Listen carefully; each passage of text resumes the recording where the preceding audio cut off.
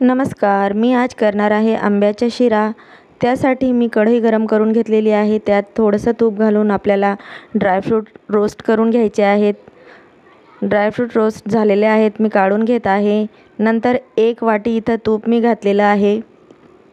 1 वाटी रवा घातलेला आहे. आता कमी गॅसवर आपल्याला रवा तांबूस रंगाचा होईपर्यंत मस्त भाजून घ्यायचा आहे.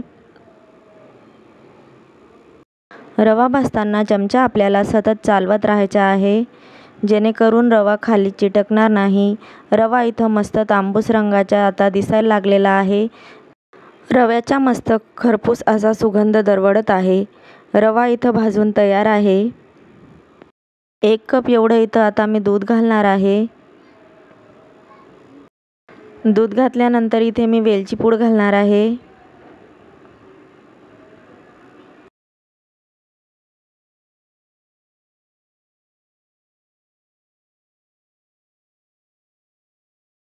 आता इथे मी 2 कप एवढा आंब्याचा पल्प घातलेला आहे. आंब्याचा पल्प घातल्यानंतर आपल्याला शिऱ्याला सतत ढवळत राहायचं आहे, जेणेकरून याच्यात गुठळ्या राहणार नाहीत. शिरा खाली चिटकू नये म्हणून सतत आपल्याला इथे चमचा चालवत राहायचा आहे. इथे अर्धी वाटी एवढी मी साखर घातलेली आहे.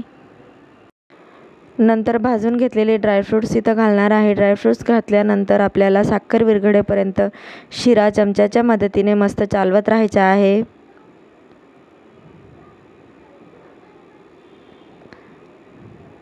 तयार आहे रसरशीत मँगो शिरा.